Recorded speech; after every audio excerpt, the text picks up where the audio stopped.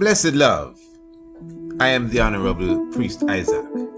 I am an official priest within the realms of Rastafari of the Ethiopia Africa Black International Congress.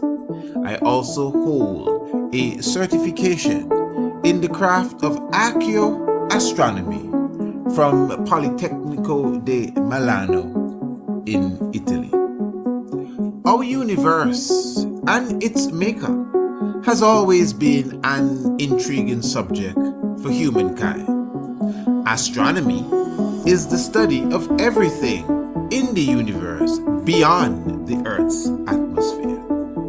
Ancient astronomy is similar, but pays special attention to the physical and spiritual values of stars, planets, moons, and other celestial objects.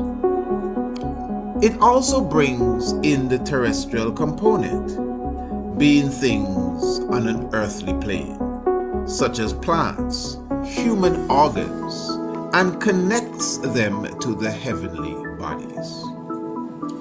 In this course, you will learn the makeup of various planets and stars, how to locate them in the night sky, along with their associated constellations.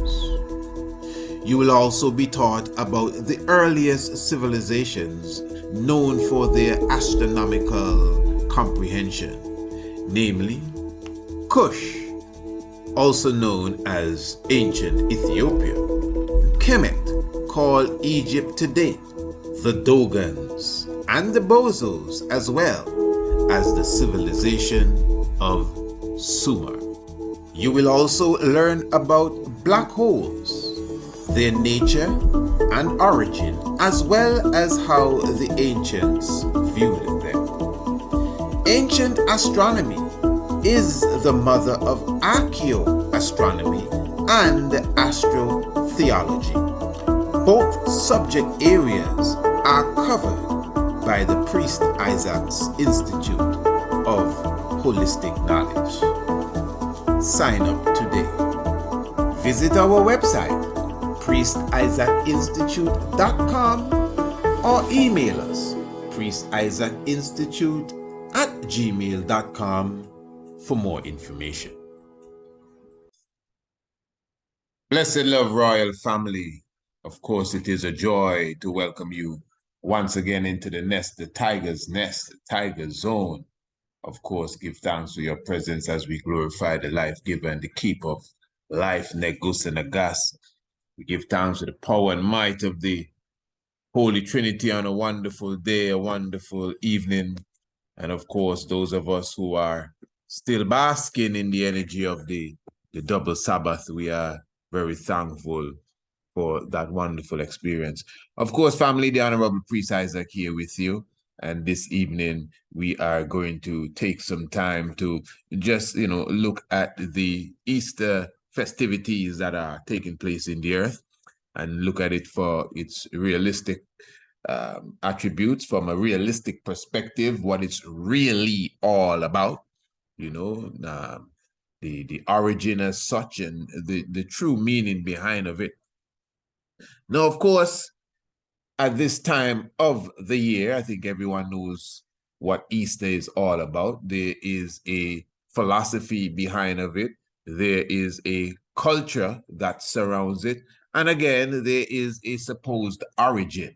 And let me start with the supposed origin. And the reason why I say supposed, because if you ask most people who are speaking of Easter and where it came from, more than likely they would connect it to its pagan origin or its supposed pagan roots. But I would ask you, where did these quote-unquote pagan people get the idea from? It's nature.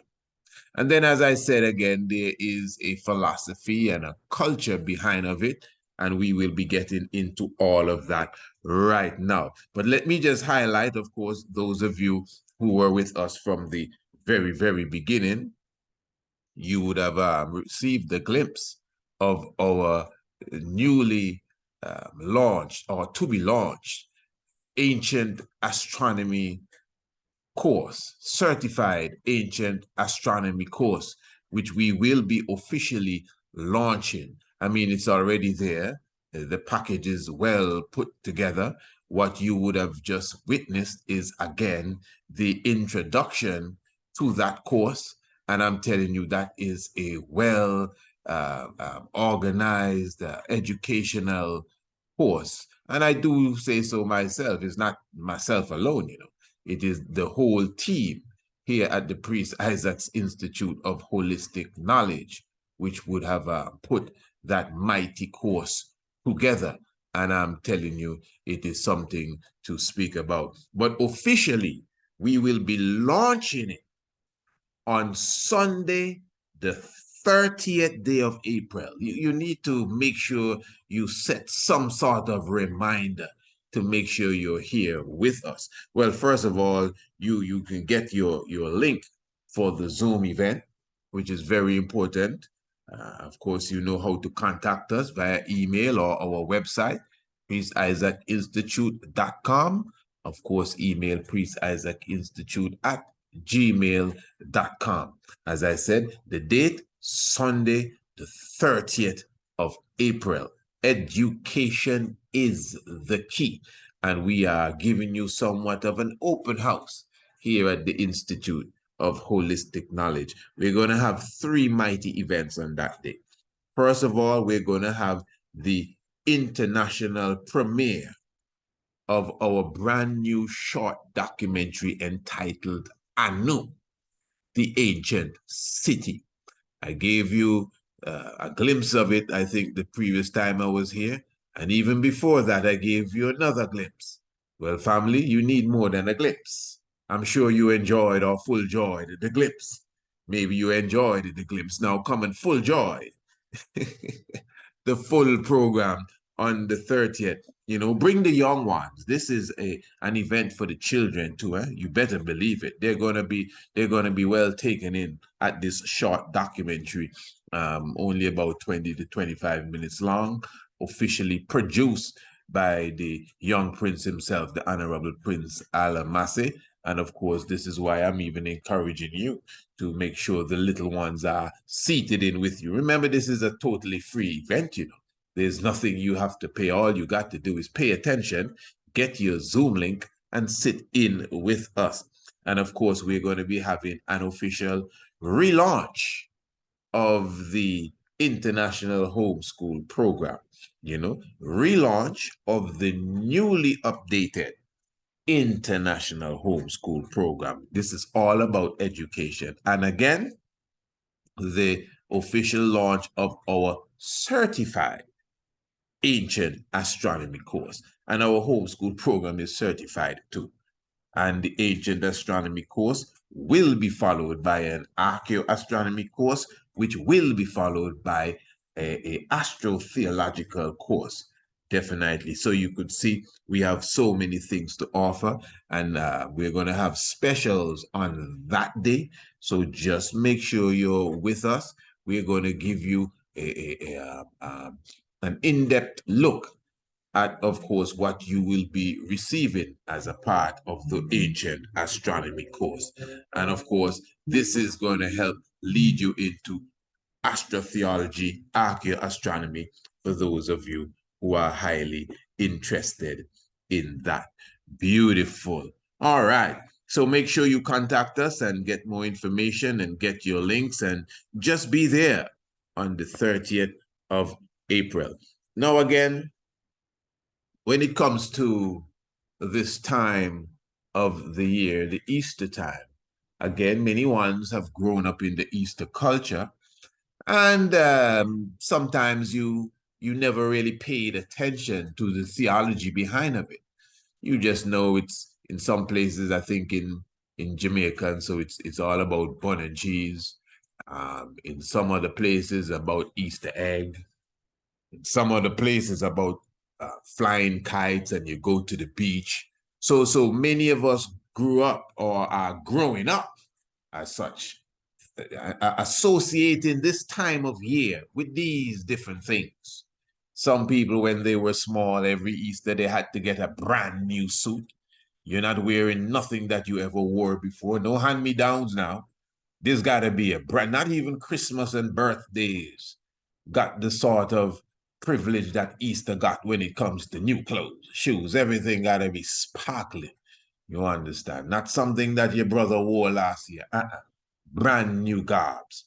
So that was the sort of effort that was put into this day known as Easter. And Easter basically would be the Sunday called Easter Sunday, again in the Caribbean, because there's an Easter Monday.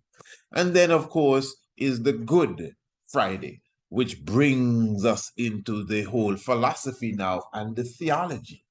Because Easter, in the philosophical sense, doesn't really have to do with bun and cheese, flying kites, not even the Easter bunny, but it has to do with the death, the crucifixion, the suffering, and the resurrection of who the world calls Jesus. That's Easter now, and Easter is about Jesus. Yeah? East Star ain't necessarily about Christ, but it's about Jesus. All right, now what I want to do, since we mentioned that, is to go into some biblical scriptures here, basically speaking about the resurrection of the Messiah. And for my own purpose, when I read the scripture, I will be using the term Christ. Even where you see what people term as Jesus, I will purposely say Christ. Now, I'm going to read from the book of St. John's. This is chapter 20. And basically, it's going to be speaking about the resurrection of the Christ. So in our understanding given to us, we are to believe that this Messiah was crucified about 33 years of age. He was on a Friday. That's one of the main things that we are taught, that he was crucified on a Friday and he rose up the Sunday morning, resurrected from the dead and did what he had to do and met people at Galilee and everything thereof. Now, of course, as I just said, coming off of a double Sabbath and a resurrection as Bobo Shanti, if you notice, we have a philosophy that could actually balance off with that, where many ones would try to wonder, like, well, how is it that you can speak these things, even to be keeping Lent and all of that? But this program tonight is not about that, and I wouldn't even try to get into that. But if you continue to listen, you will see, again, as I said at the beginning, the real origin of all of this. So it says here, the book of St. John's, chapter 20. The first day of the week cometh Mary Magdalene early, when it was yet dark, unto the sepulchre, and seeth the stone taken away from the sepulchre. And then she runneth and cometh to Simon Peter and to the other disciple whom Christ loved, and saith unto them, They have taken away the Lord out of the sepulchre, and we know not where they have laid him. Then Peter therefore went forth, and that other disciple came to the sepulchre. So they ran both together, and the other disciple did outrun Peter and came first to the sepulchre. That's the other disciple. And he stooping down, he looked in, the other disciple, and saw the linen clothes lying, yet went he in not. Then cometh Simon Peter following him, and went into the sepulchre, and seeth the linen clothes lie, and the napkin that was about his head, not laying with the linen clothes, but wrapped together in a place by itself. Tell you. Then went in also the other disciple, which came first to the sepulchre, and he saw and believed. For as yet they knew not the scripture, that he must rise again from the dead. Then the disciples went away again to their own home. Are you following the story, my family? Nice story, isn't it? But Mary stood without the sepulchre weeping. So they gone leave her. And she there weeping. And she wept. She stooped down and looked into the sepulchre.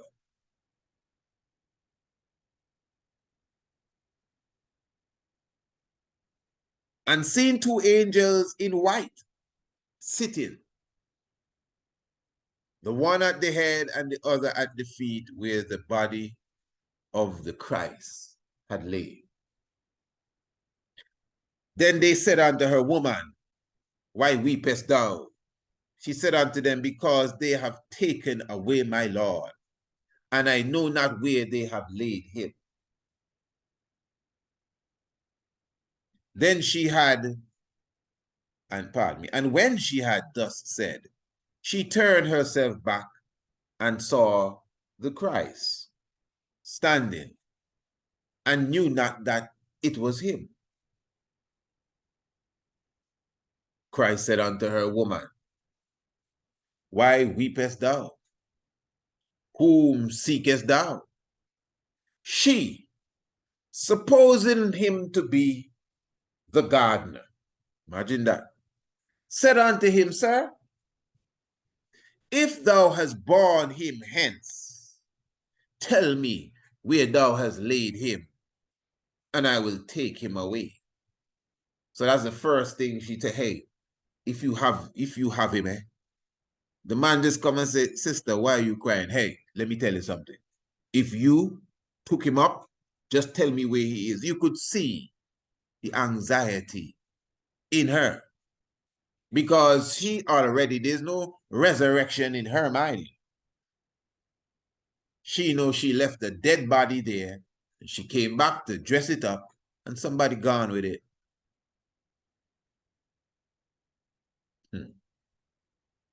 The Christ said unto her, Mary. She turned herself and said unto him, Rabboni, which is to say, Master. Christ said unto her, Touch me not, for I am not yet ascended to my Father. So she couldn't hold on to him. She couldn't touch him because he hasn't yet ascended to his Father. But go to my brethren and say unto them, I ascend unto my Father and your Father, to my God and your God. Mary Magdalene came and told the disciples that she had seen the Lord. Mary Magdalene came and told the disciples that she had seen the Lord, and that he had spoken these things to her.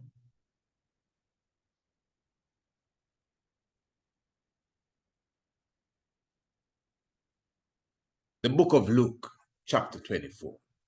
That was the book of John, chapter 20. Now, the book of Luke, chapter 24. I hope everyone is blessed. Now, upon the first day of the week, very early in the morning, they came unto the sepulchre, bringing the spices which they had prepared and certain others with them. They who?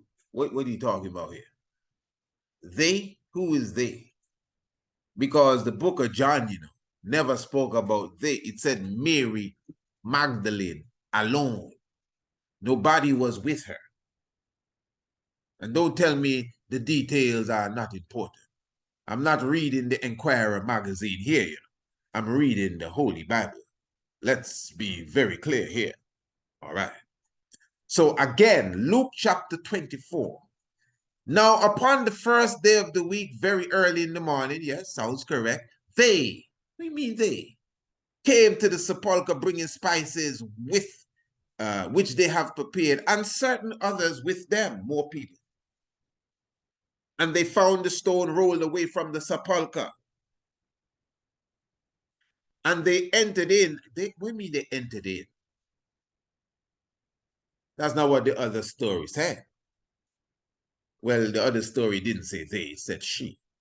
She did see the stone move away, but she ran away. She didn't go in. She went and told the disciples.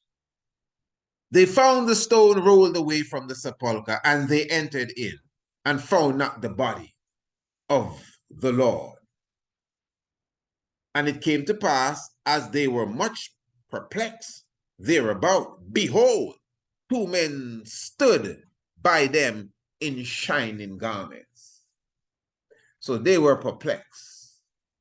And then two men appeared in shining garments, the inside of the tomb. And as they were afraid, they bowed down their faces to the earth and said unto them, why seek, and they said unto them, why seek ye the living amongst the dead? He's not here, but is risen. This is what they're telling the sisters. How he spake unto you when he was yet in Galilee, saying, the Son of Man must be delivered into the hands of sinful men and be crucified, and the third day rise again.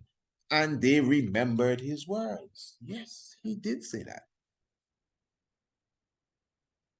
And returned from the sepulchre and told all these things unto the 11 and to all the rest. You should underline that. And they returned out to the sepulchre and told all these things unto the 11 and to all the rest. Hear this now. It was Mary Magdalene and Joanna and Mary, the mother of James, and other women that were with them, which told these things unto the apostles. Very good. All right. In the first one we read, which is, again, the book of John, it was only Mary alone. She didn't have no one with her. It's clear she was by herself. When the tomb was open, when she saw it open, she ran away and went and got Peter and the other disciple. The other disciple inspect the tomb from outside. Peter went in, the brave one. Then the other disciple followed after.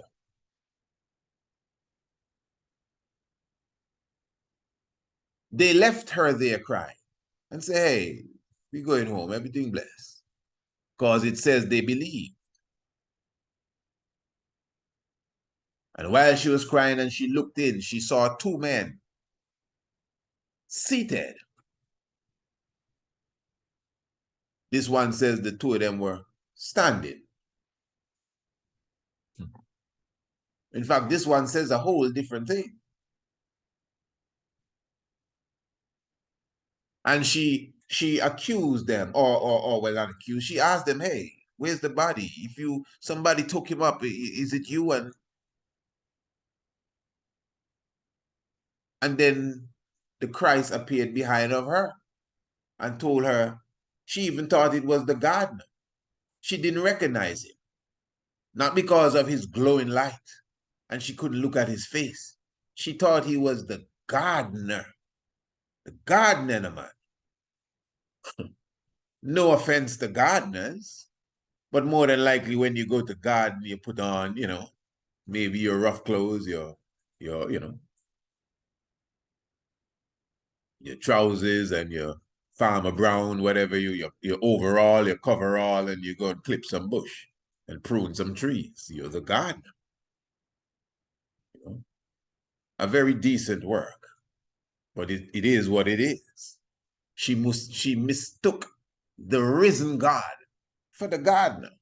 All right. But then after a while, she caught herself. And obviously, she tried to hug her king man, and he said, hey, because it's Mary Magdalene. You know how the story goes. He said, hey, you can't touch me yet. Just go and tell the brothers that I'm here. In the book of Luke, it doesn't seem as if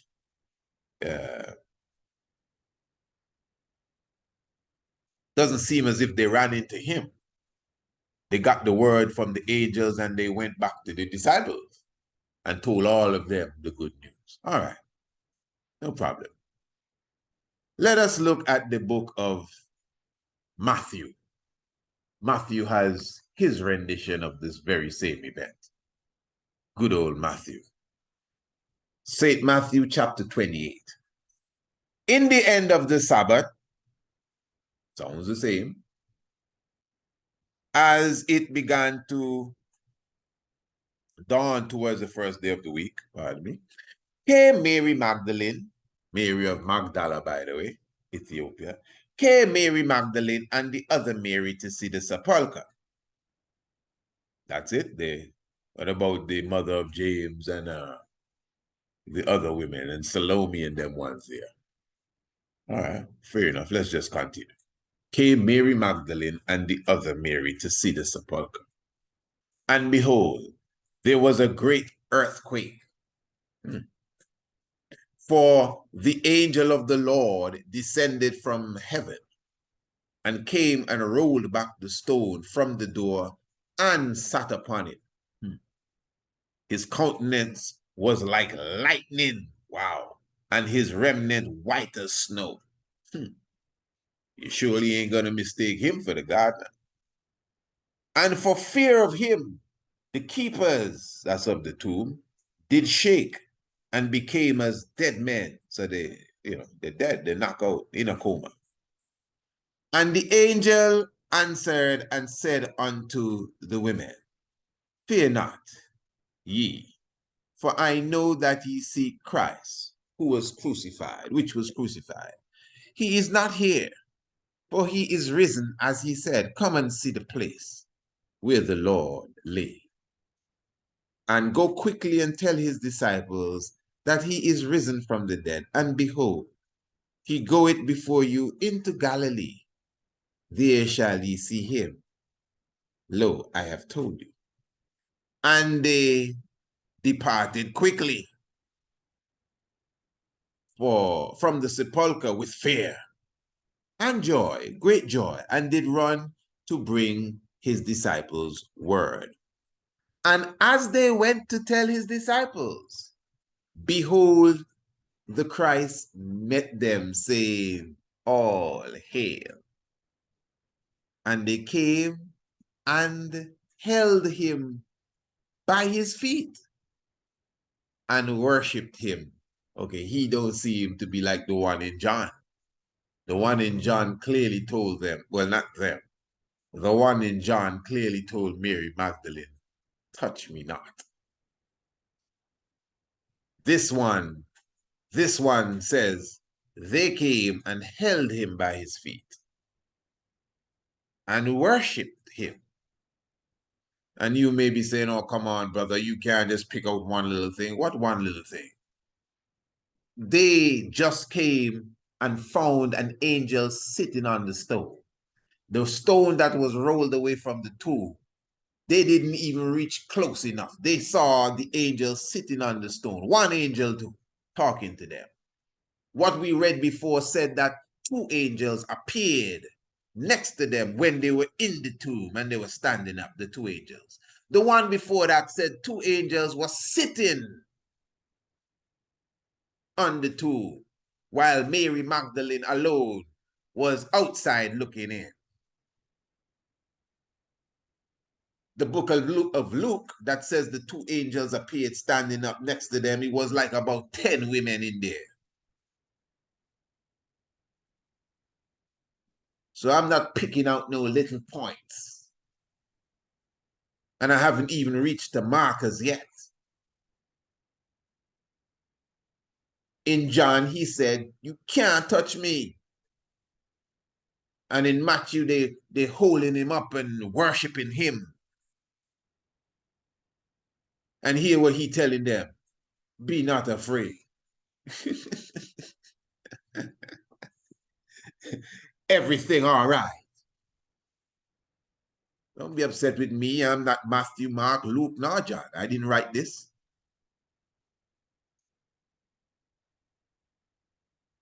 And the word on the street is they didn't write it either.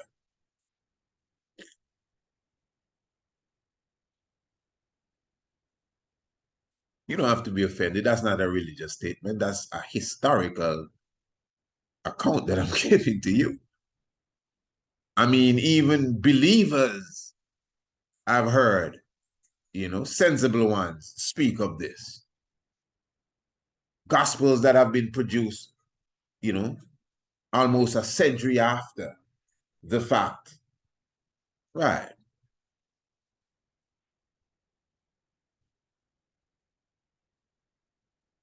The book of Luke, Matthew, pardon me, chapter 28, continuing reading, verse 11.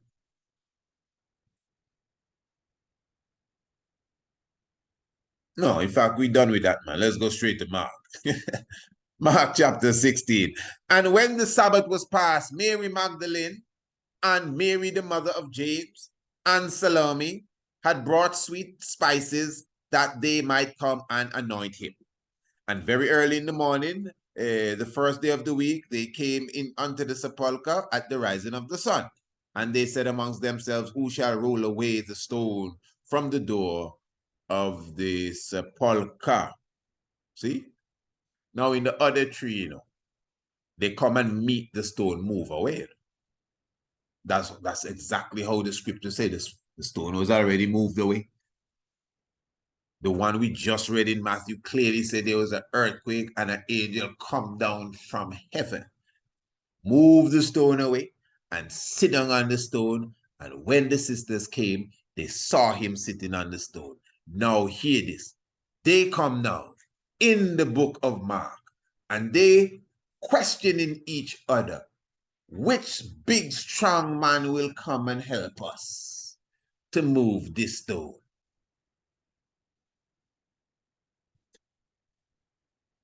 Whereas them is different stories, Let's just be clear. How many differences are done outlined here so far?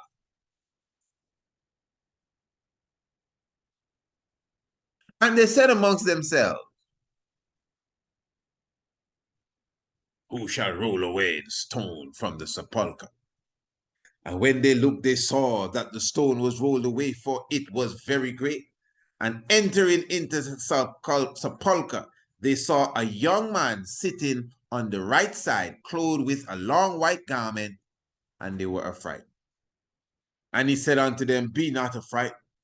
Ye seek Christ of Nazareth, which we would say, yes, Jesus Christ, of Nazareth, which was crucified. He is risen. He is not here. Behold the place where he lay. But go your way, tell his disciples and Peter that he goeth before you unto Galilee. There ye shall see him, as he said unto you. And they went out quickly and fled from the sepulchre, for they trembled and were amazed. Neither said they anything to any man, for they were afraid.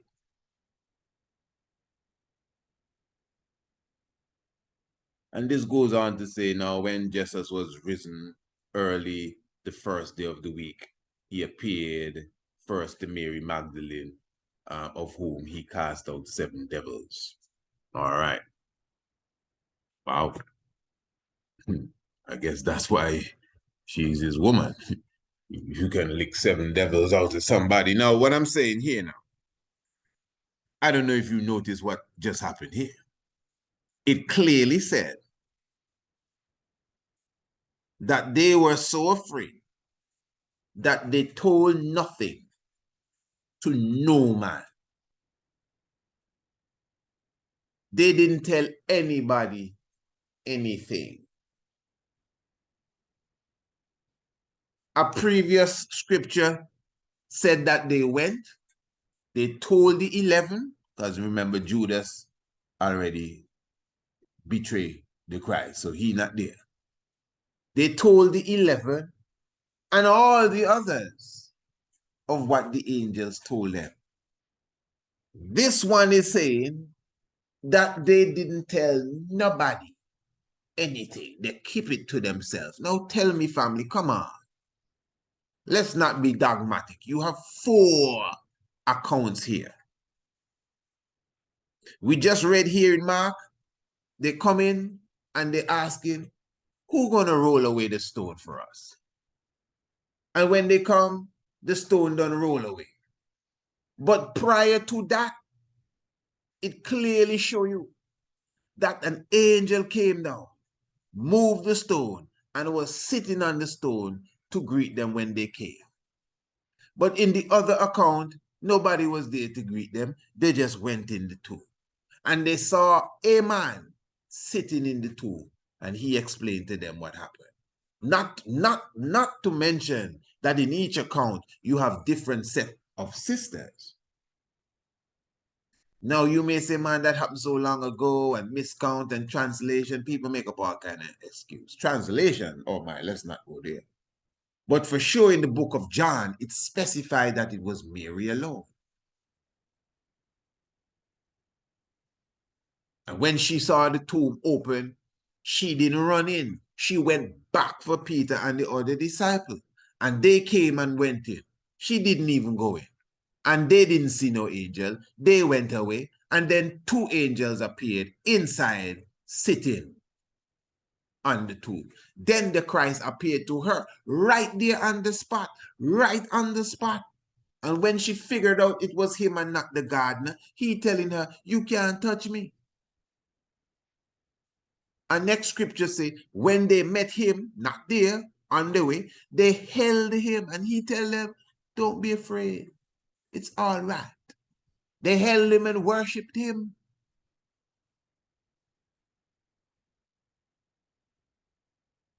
And those ones that held him and worshipped him were the ones that when they went into the tomb, 2 men appeared, standing, not sitting, standing next to them, a set of women, a set of sisters. So 2 angels sitting, 2 angels standing, 1 angel sitting, and 1 angel on the stone outside.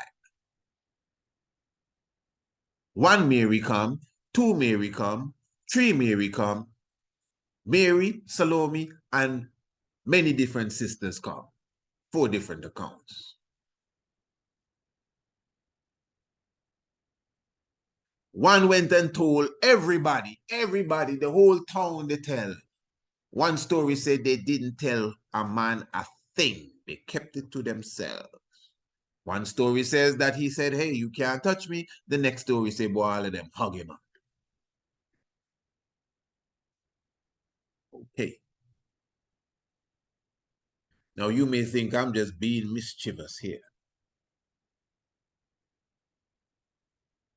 And of course, many different ideas would come out of just this little presentation thus far.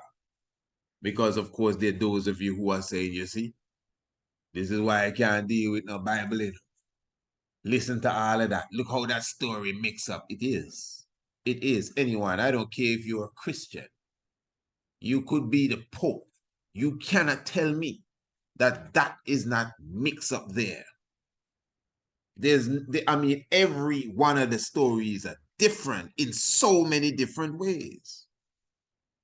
And you cannot make no excuse for its accuracy, because this is not Time magazine. This is the Holy Bible.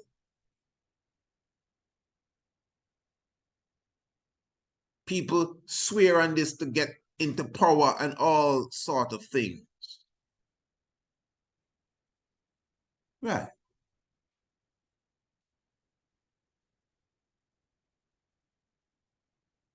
So if a person is going to argue, right, that like all of this that I just read is literal, well, then you have some serious mistakes here, literally speaking, if it's literal. Now, if it's symbolic, you ain't got a problem at all. Not at all, at all. You know, sometimes when I speak, and everyone knows that we, you know, the master of ceremonies, and of course, even in our book, the heavens declare the glory. We speak about the prophecy of Osiris. And you know, it speaks of Osiris being cut into 16 pieces. No, no, no, no, no. It's 14 pieces. Okay, where did you see that? Because some people, this is another thing, not dissing nobody. A lot of us, we are very firm on facts that we hear somebody else say. Sometimes we can't even say where we read it. No offense, but we got to get a little better than that. So again, in my book, and I would encourage everyone to get a copy of the book. The name of the book is The Heavens Declare the Glory, Rastafari and the Cosmos. You could get it in our bookstore. Our bookstore is online. PriestIsaacInstitute.com. PriestIsaacInstitute.com. And you go into the area marked store or shop, and you browse through, and you will find the book, The Heavens Declare the Glory. And even within that book, I clearly explain why it is the ancient ones in Kemet could use one version of Osiris being cut up into pieces and give you 16, and another version of Osiris being cut up into pieces and give you 40. And it has to do with the overflowing of the River Nile and the moon.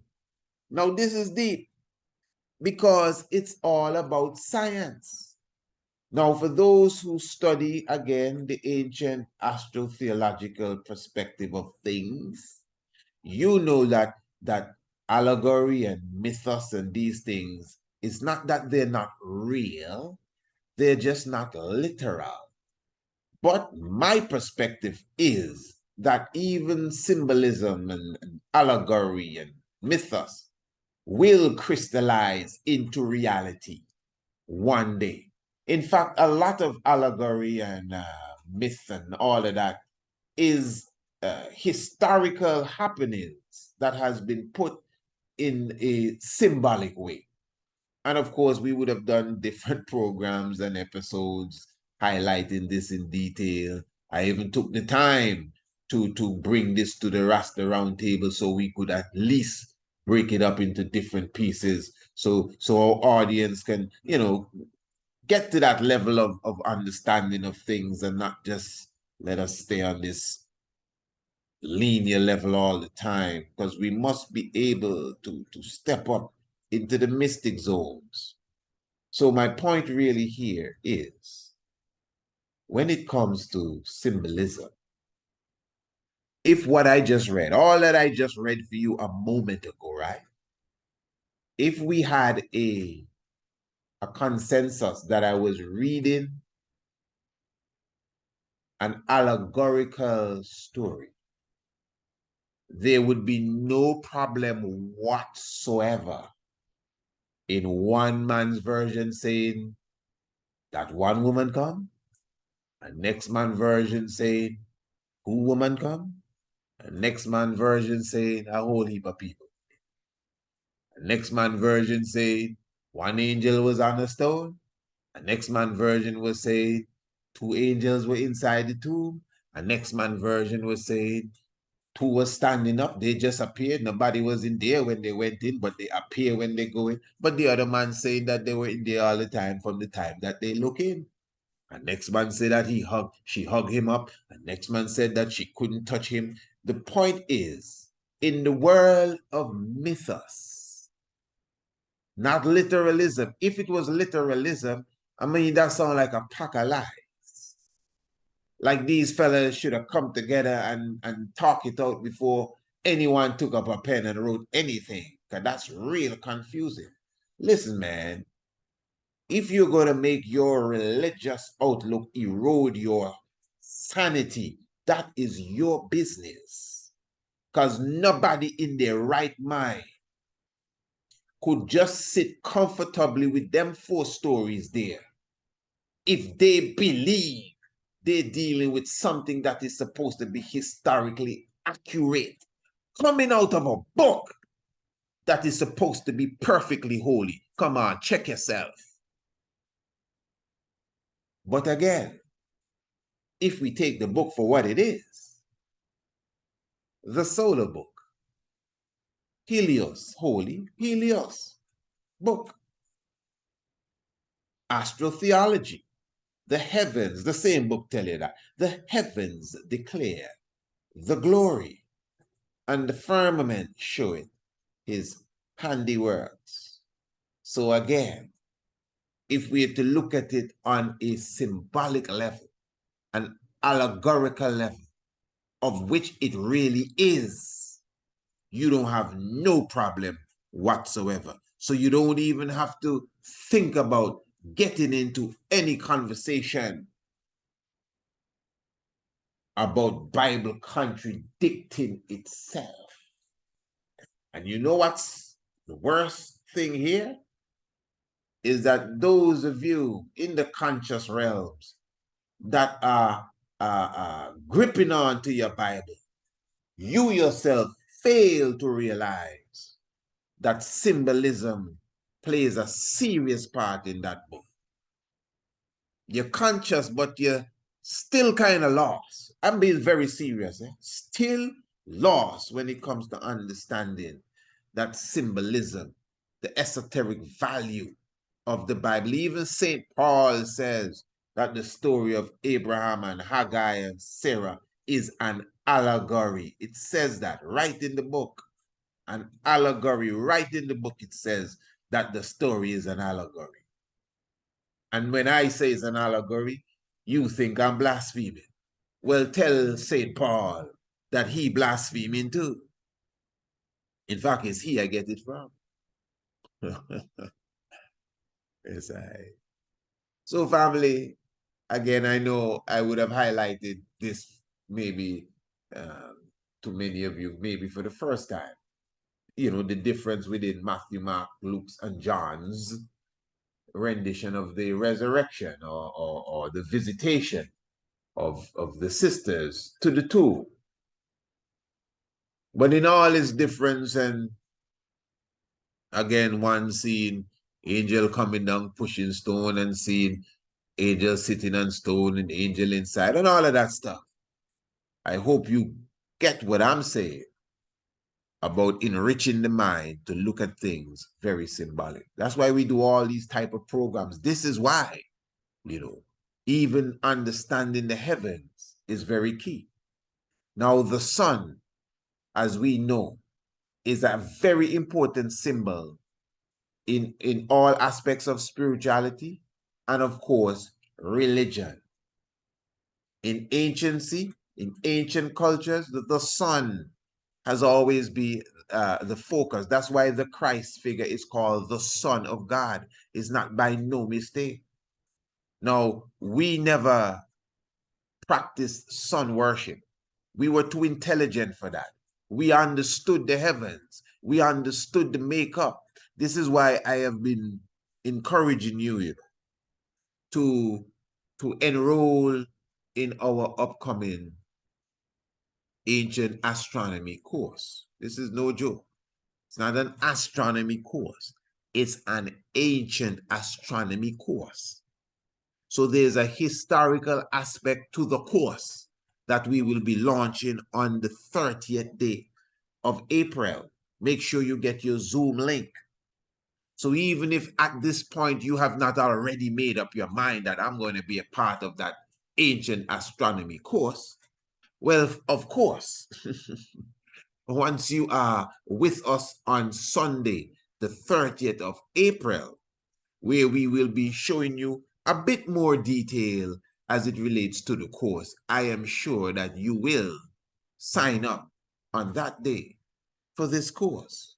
Because, of course, the Ancient Astronomy course has a historical perspective to it.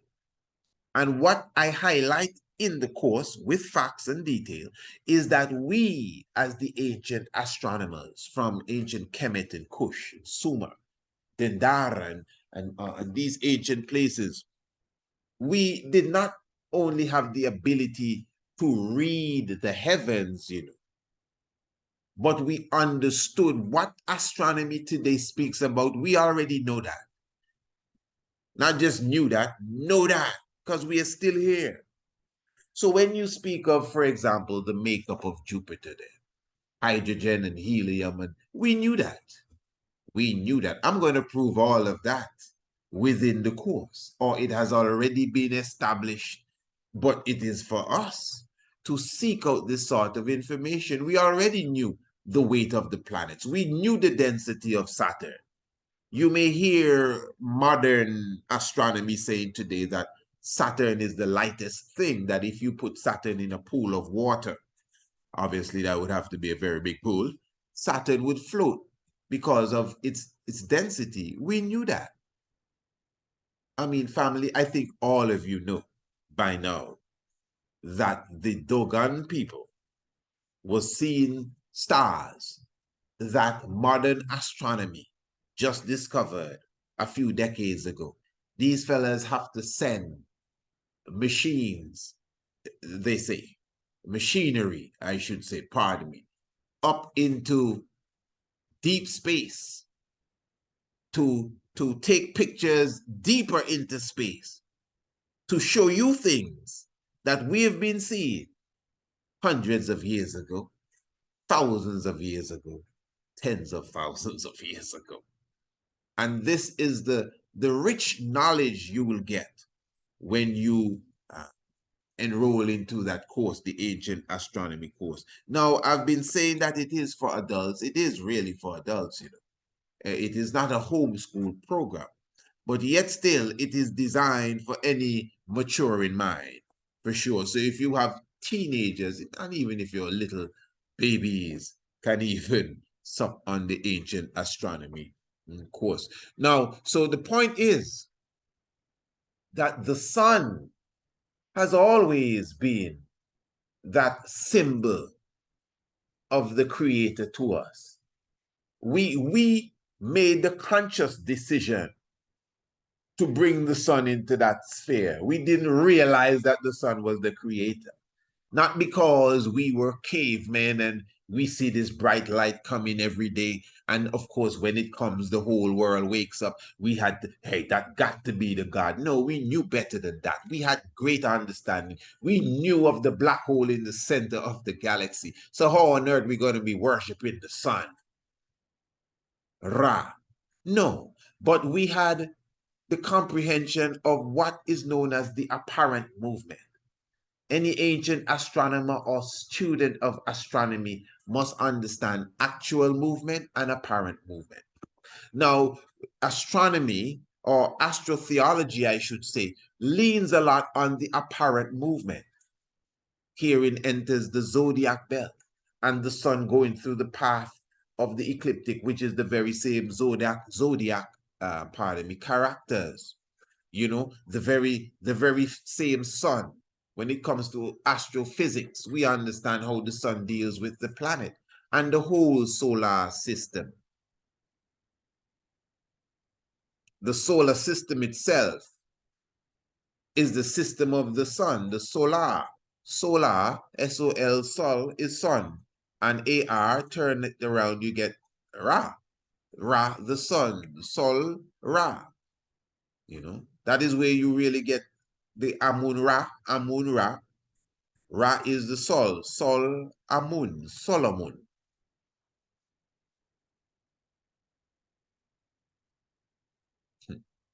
So anyway, the sun has always been at the center of theological understanding. Just because we had the knowledge, we were not sun worshiping. We had the knowledge of the mechanics of the sun and exactly how it brought life to the solar system and the planet that we inhabited. That's all. It was a symbol for us, and we connected it to the Creator. And this is why, again, you would see the messianic figure with the sun behind of his head. It's called a halo. Hello, halo. So again, halo, holy. Halo is light, the sun, the Holy Bible. Very good. That's why Joshua, Yehoshua, the same Jesus in the next form, stopped the sun. It's symbolic of his level of godhood then as a Messiah. He's a son of God.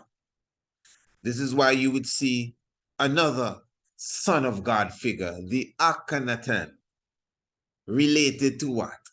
The sun, or the Aten, shining down and bringing down the rays of light to enlighten him. That's the Akhenaten. And then, of course, you also would have the Tutankhamun wearing his golden mask, which is the sun itself. The mask itself, the light of the mask is the gold represents the light of the sun, and the rays are on the mask. And as I said before, he has the bee sting. And when you understand how the bee operates, the bee is a solar animal. Well, I mean, everything has to deal with the sun. You know, even animals that run from the sun, nothing exists without the sun. But the bee has a very unique and apparent relationship with the sun. So that is why Tutankhamun, seen with the bee sting and the rays of the sun as well, all very important as it relates to his character. And once again, the Aten touching the Tutankhaten as it relates to the sun. So this is why now you would notice that on the Easter sunrise, because the Easter, well, East star, it's the Eastern star. You must keep in mind, at this time, the sun is in the constellation of Pisces. And Pisces represents the fish. And the fish also is symbolic of fertility. This is why many people consider Easter to be this fertility cult sort of stuff. Now, it is. But again, what's the root of that? Because, let's put it this way. There are very few things that the wicked has actually created. The wicked takes that which is already here and morphs it into his own stuff. That's really what it is. So that is why sometimes we find ourselves burning things that really originated from us. You want to tell me Europe created Christianity? They may have formulated Christendom, but the true order of the Christ, the crystal order, that didn't come from them.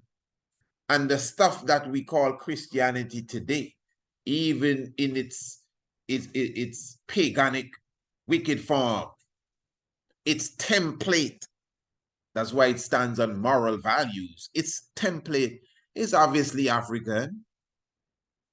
Not just its concept, but down to its material. Books. So this is why one of the earliest symbols for the Jesus was the fish. So I'm sure many of you would have come across the sign of the fish and the name of Jesus inside of the fish. A lot of people have it on their cars and banners, etc. Because even prior to the cross, that would have been a symbol of the Messiah. What does all of that mean? Remember, even when you read in the Bible, the Christ has a lot of relation to the same fish. The fish and bread. He fed his disciple the 2 loaves of fish and the 5 fish, pardon me, and the 2 loaves of bread. That has a lot to do, 7, has a lot to do with astronomy and ancient astronomy specifically, what people would want to bring down to astrology. Because remember, Bethlehem, which is Virgo, is the house of bread.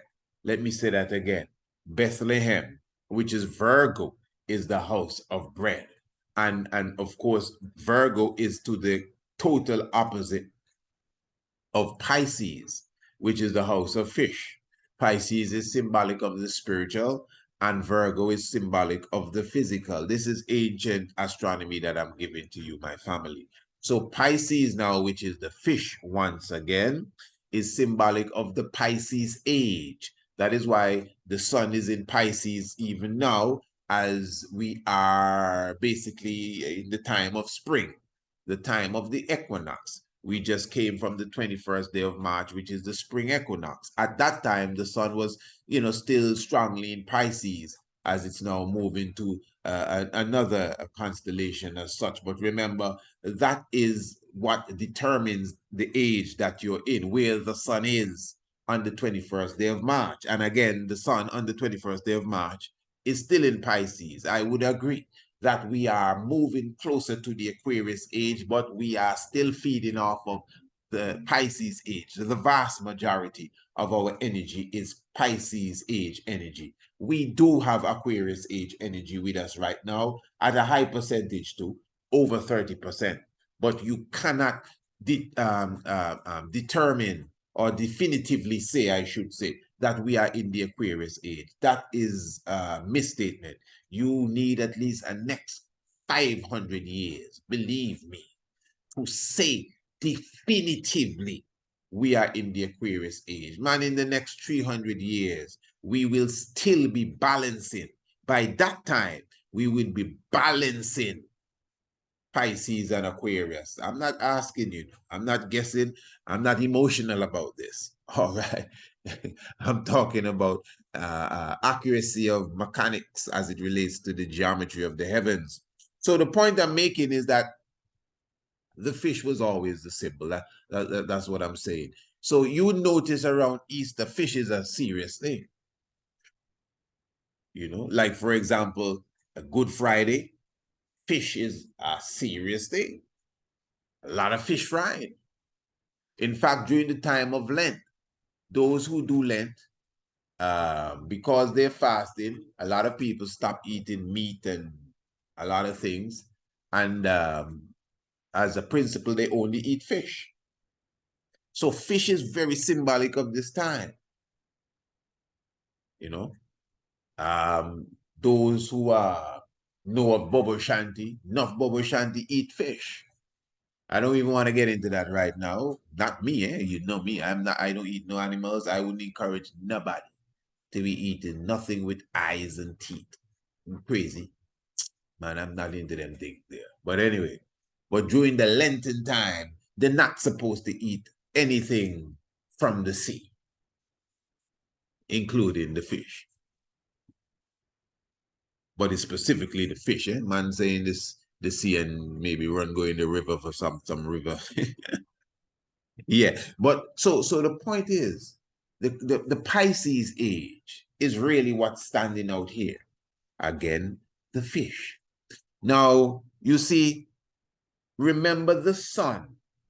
The importance of the sun is that the sun is a symbol of fertility. What am I saying here? The sun is a symbol of fertility because the fish is a symbol of fertility too. That is why the fish eggs, is it that they call caviar? Never ate the stuff really, but I think that's fish egg. But when you cut a fish open, for those of you who are fisher folk, the fish has a lot of eggs. So the fish is a symbol of fertility, just like the sun, a symbol of fertility. You know, so when you notice now the Easter Sunday service, and just the service in general, you would see the preacher man, the parson, the pastor, we call him parson in the Caribbean, rising that wafer. What is the wafer the symbol of? The symbol of the sun. That's why he takes his time and he rises up the wafer in the name of Father, Son, and Holy Ghost, because he's slowly rising up the sun. And then everyone eats a piece of the wafer, which is the body of Christ, which is the same sun in the sky. People eating the sun, you know, crack an egg. Now check the vibes, you know.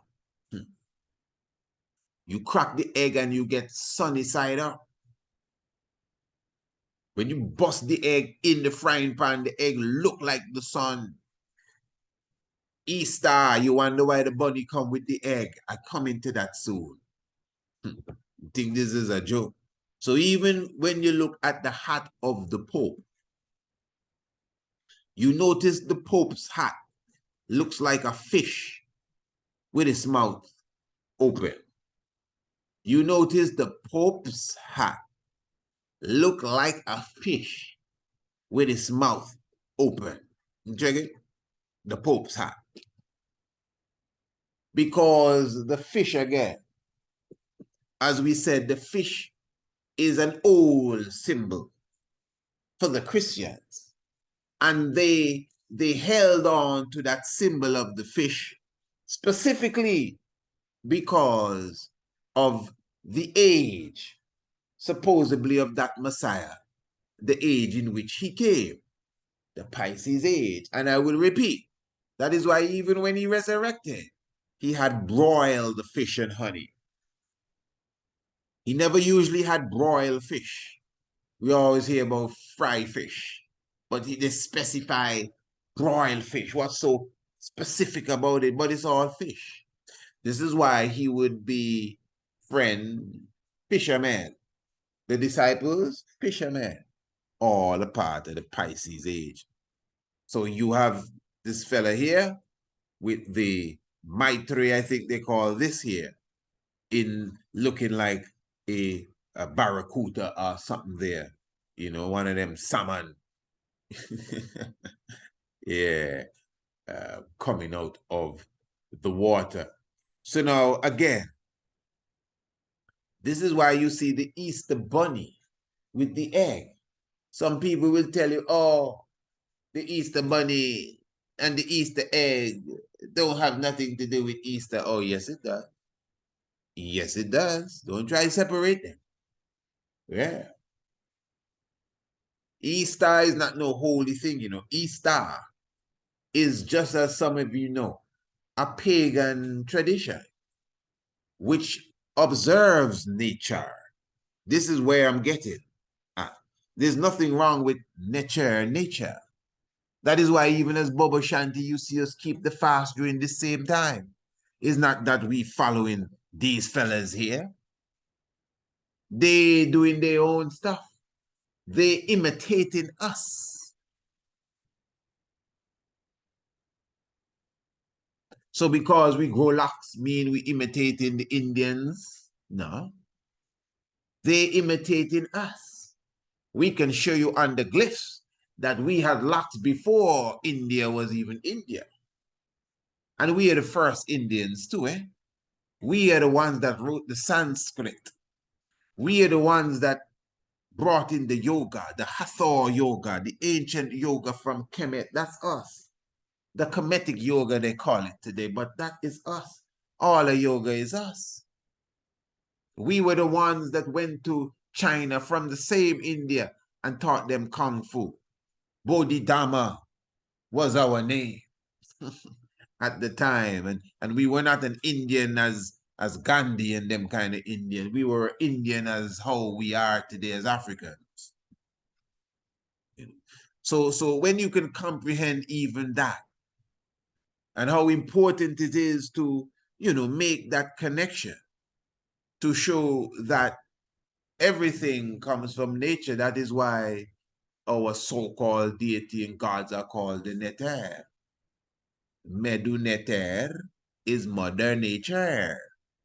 And we ourselves would have we understood nature, but we would have brought it into a stage where even a child could understand.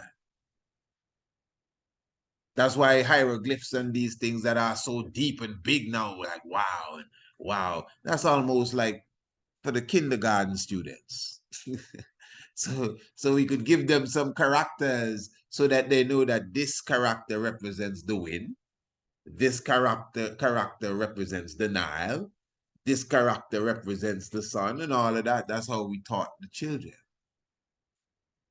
But the bigger folks were building pyramids after they learned what they learned in kindergarten.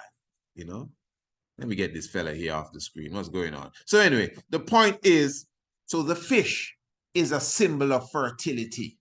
And the fish theologically is connected to the Christ figure of the Bible. Even the Joshua that stopped the sun, what's his full title? He's Jehoshua, the son of Nun. That's his name. Read it, the son of Nun, N-U-N. What does Nun mean? Nun means the fish. The fish, the Nun, the waters, the fish. Just like Christ was born from Mary, which Mary means the waters too, Mariam. So these Christ figures all come out of the water. They come out of the fish, which comes out of the water. That's why Jonah, which is another Christ figure, that's why Jonah, Jonah. If you take the J out and scramble the letters, you get Noah, another Christ figure. And all of these figures deal with the deluge, deal with the water, deal with the fish. Because the fish, were the only animals that Noah did not gather on the ark. Yes, I know. Whales is not a fish, it's a mammal, and lobsters. I know. This is not no literal story. I'm trying to deal with the symbol of it.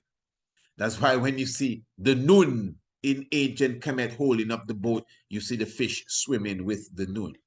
Oh, family, follow me. So the fish, symbolic of the Christ figure. That's why the fish was the old symbol. That's why, again, the Pope is wearing the hat that look like the fish coming out of the water again. And that is why fish is a very important part of East Star, because you bust a fish open, you see how much egg it has. It stands for fertility. Spring represents fertility. The sun represents fertility.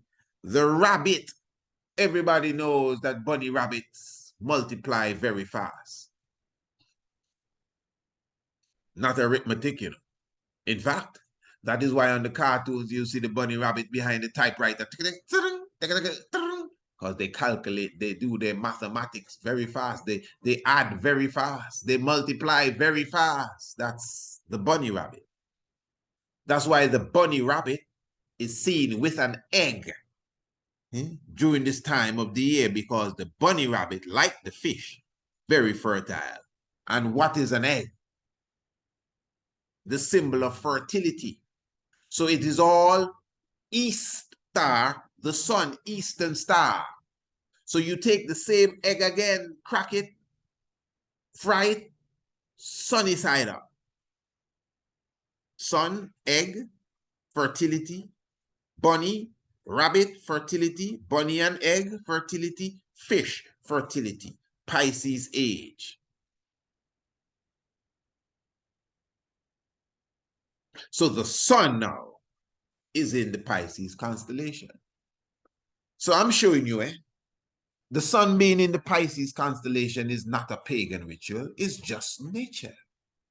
And the ancient astronomers understood this. You know, it is the people you call pagan who really, they're not even offended when you call them that, you know. I wonder if you know that. Who would have taken our ancient tradition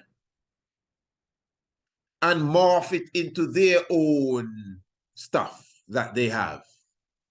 Whether it's Easter, whether it's Halloween, even Christmas, and all of these traditions that you see the pagans keep up.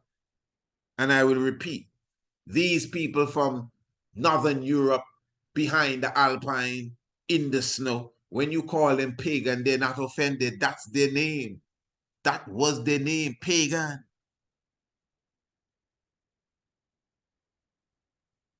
That's why you have the pagan society today. They're proud pagans. They don't see themselves as devils. You know? We have just taken the term pagan now, and all of it is the devil. You know, in fact, it's the Roman Catholic Church that's responsible for that. So even as Rasta now, we calling people that so-called bald-head pagan. Which in reality, they are keeping up the pagan tradition, because the pagan tradition is really a loose tradition taken from nature. That's why they call animists and all of these things, because the pagan tradition really is rooted in nature. So you have Sol Invictus. Sol Invictus, as most of you would know, again, is a pagan tradition where they took the worship, the nature of the sun, and brought it into quote unquote sun worship. Good. You know what came out of Sol Invictus. Constantine, who was a priest of Sol Invictus, took Sol Invictus and morphed it into what we call Christianity today. So the sun and the cross, all of these things are directly connected to astronomy. And although I didn't put up the sky chart tonight, I'm sure with my words you can see what I'm saying. So yes, that is why even in Masonic tradition, you have the sisters now. They're called the Eastern Stars. And you could clearly see in the allegory, it's the sisters that came to meet the resurrected son. S-O-N, S-U-N. Whether it was one sister, Mariam or Mary, whether it was a next Mary or the other Mary. Listen, they have so much Marys, right, that the Bible have to say the other Mary. Mary, the mother of James, Mary, the sister of Salome, Mary Magdalene, Mary, the mother of Christ, and them other Mary there. Because Mary ain't nobody's name. Just like Yehoshua is not really the name, it is a title. All the Messiahs are Yehoshua. They're all Jesus. Yeah, that's what it is. And all standing woman of that level is a Mary. Just like Brother Ancroma was saying to us in that previous program, that Candace, which we would have, of course, covered before, Candace is not no one person. Candace is a title, the Kandake, of which even Makeda came from, the term. So it's some deep, deep, deep stuff, family. So even those of you, I don't know, who would be going to take your wafer on the Easter Sunday, when you see the big man put the wafer up in the sky and Father, Son, and it's the sun once again, as you could see here clearly, the sun resurrected. And then he breaks it and he feeds everyone with a piece of the sun, which is the piece of the body of Christ. But again, you could call it sun worship, and it may be that. But it came from not just its pagan roots, but its pagan roots was taken from nature. In some cases, the pagan roots were very ignorant of nature and did their best to guess it out. But in other cases, especially with the Greeks and the Romans, they studied this science at the feet of the Africans and could be a bit more precise in their heathen expression of the science of the movements of the heavens. All religion is astrotheology, family. Whether it's precise or whether it's cranked up or whether it's like a broken down car, it's still taken from the movements of the heavens. And that is the reality of it.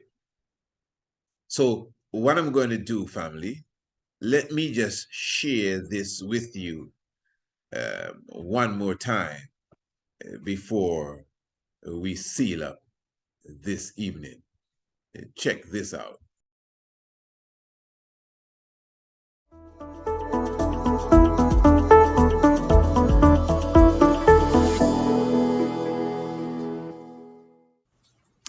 Blessed love, I am the Honorable Priest Isaac. I am an official priest within the realms of Rastafari of the Ethiopia Africa Black International Congress. I also hold a certification in the craft of ARCHAEOASTRONOMY from Politecnico di Milano in Italy. Our universe and its makeup has always been an intriguing subject for humankind. Astronomy is the study of everything in the universe beyond the Earth's atmosphere. Ancient astronomy is similar, but pays special attention to the physical and spiritual values of stars, planets, moons, and other celestial objects.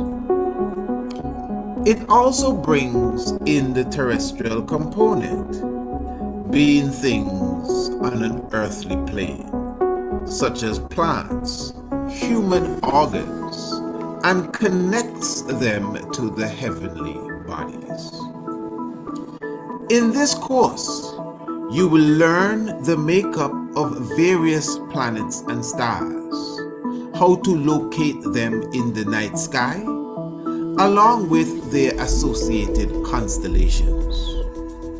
You will also be taught about the earliest civilizations known for their astronomical comprehension, namely Kush, also known as ancient Ethiopia, Kemet, called Egypt today, the Dogons, and the Bozos, as well as the civilization of Sumer. You will also learn about black holes, their nature and origin, as well as how the ancients viewed them. Ancient astronomy is the mother of archaeoastronomy and astrotheology. Both subject areas are covered by the Priest Isaac's Institute of Holistic Knowledge. Sign up today. Visit our website, priestisaacinstitute.com, or email us, priestisaacinstitute@gmail.com for more information. Beautiful, beautiful family. Yes, of course, as I said, this is wonderful. The 30th of April for sure. Just prepare yourself. As I said, this is going to be a wonderful, coming together. This is where you will be, able to officially sign up. Now, I know a lot of you have been asking about the price, etc., etc. Just continue to stay close, because in reality, we will be having some specials. We will be having some very, very good specials leading up to the event, and then on the event day, etc. So, just stay close and keep it locked for sure as we formulate that. And keep in mind, this is the 30th of April. So what it is, when you step in on that day, we will be giving you a presentation and somewhat introducing you to the astronomy arena in general, ancient astronomy, archaeoastronomy, and astrotheology. Of course, we will be relaunching the newly updated, I should say, international homeschool program as well. As I said, make sure the young ones are with you that day. And we're going to have the international premiere of our brand new short documentary, Anu, the Ancient City. Family, all of this is happening on Zoom. So just email us, priestisaacinstitute@gmail.com, or you can just visit the website, priestisaacinstitute.com, for all the information that you need. Beautiful. I am looking forward to your presence on that day. Remember, this is totally free, and there's no contribution needed. All you got to do is come and be there on that day. It is not an event that we will be streaming to any platform at all. So you need to get your Zoom link and come in for that wonderful day. Is going to be an open house day, even if it's just for a few hours. And if needs be, we will extend the time. Education is the key, definitely. I know, again, many of you are already ready for your Ancient Astronomy course. That is very good to know that your interest is high. Just be patient for that official launch. It will definitely be worth the wait. And I'm telling you, just that introduction you're looking at. I know a lot of you like to see the introduction. Believe me, when you start to go into the course itself, it will blow your mind. Hey, family, give thanks for your presence. Make sure you join us.